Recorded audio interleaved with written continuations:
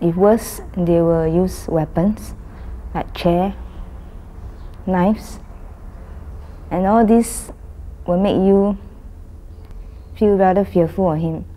I wish you were never born. I really feel so disgusted with you, and you really are a burden to the family.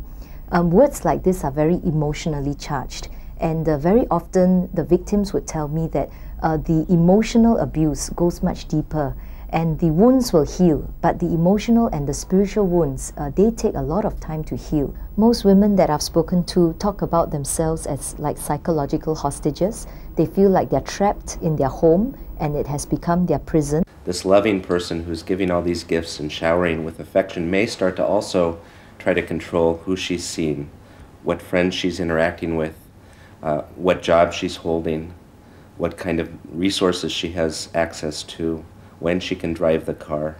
And that starts to change slowly over time. And so a lot of women maybe don't notice these gradual changes until all of a sudden there's an explosion of violence. The children are at a great dilemma because usually they actually love both their parents. Both their parents are very important to them.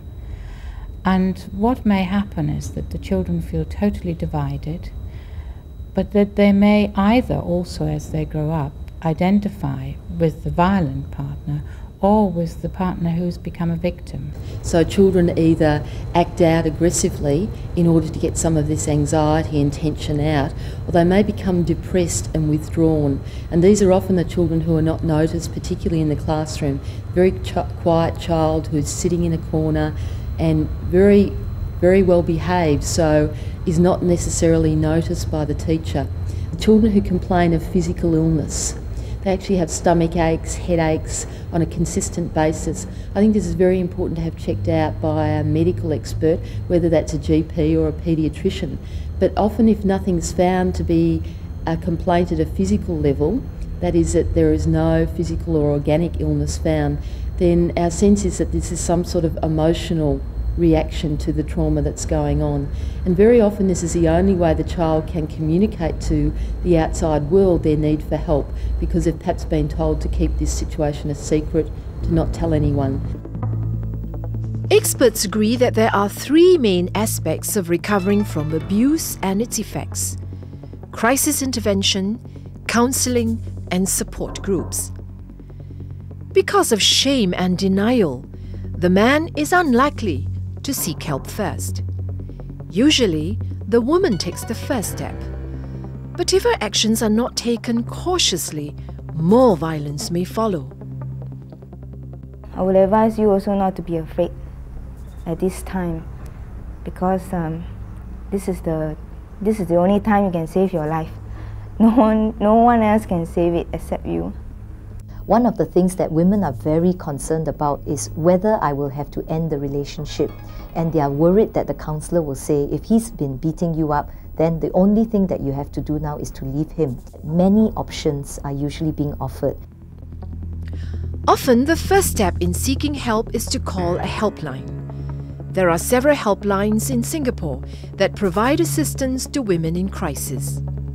Here, trained volunteers and staff will listen and explore some short-term solutions. Or you can contact a neighbourhood family service centre. It provides a full range of counselling and support services.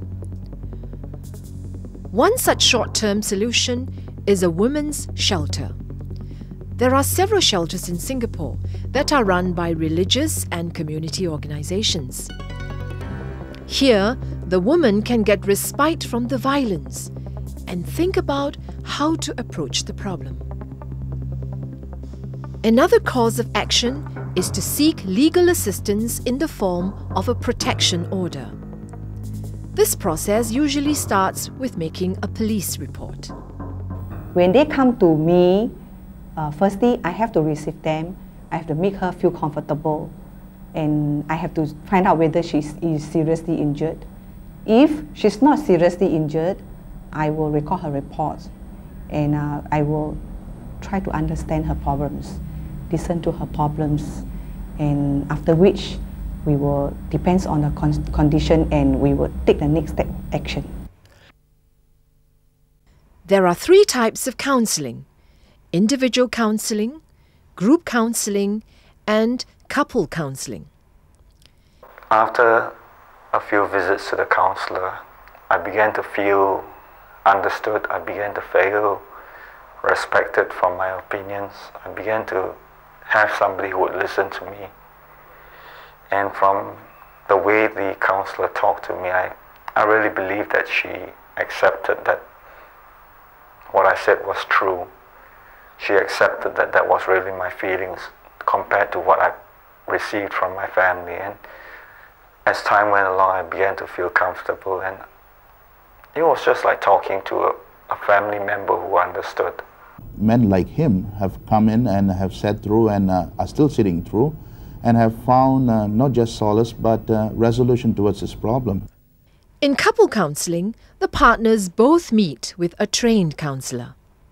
We are able now to work with husbands and wives together, and that to me seems to be a very fruitful situation, because when they both come in, at least we can help them work together to think of ways to resolve conflicts between them, as well as to think of alternative ways to deal with anger. Group counselling is also available to men. Most of the counseling with male abusers is performed in groups, maybe 5 to 10 men in a group with 1 or 2 counselors. And so going to that group the first night can be a very stressful experience. When I first came in, like I said, I was all out to prove everybody wrong. But as time went along with the men in there, there's sort of, you feel that I'm not going to let the next fella beat me and be one up on me. So I tried to pretend to keep up with the group, but as the pretense went along, we found that there was some understanding, there was some sharing about, we all felt in the same boat.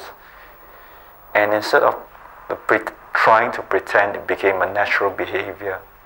By the break, halfway through the first meeting, men feel greatly relieved and actually are enjoying the experience because it's the first time they've been able to share what's going on in their life and have a group of men sit there and understand what's going on because they're experiencing the exact same thing.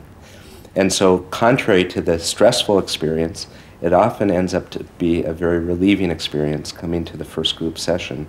The biggest help, I think, was the men in recovery group, where there were other men in the same position and we could talk and we all understood where we were, and we all knew that there was encouragement inside that they felt the same things, but yet we said no, we had done the wrong thing and we wanted to change, and there was sort of a self-support help there to keep each other going. I found that the group members give better advice to each other than I can even give to the group members. And in fact, there's a great expertise, there's a great amount of skill, knowledge, and self-insight available in the group. Support groups for women give them the courage to talk about their problems without fear. That is where she may find some solidarity when she talks to other women and find that, oh, so I'm not so strange after all. I am not such a hopeless case. I'm not so pathetic. There are certain strengths within myself which I can really tap. And by listening to all the other difficult stories that the women have gone through and mountains that they have climbed, some which were even more difficult than my own story, I may find that strength to come out and try something of my own. Experts believe that the problem of family violence is more serious than it appears. That reported cases are just the tip of the iceberg.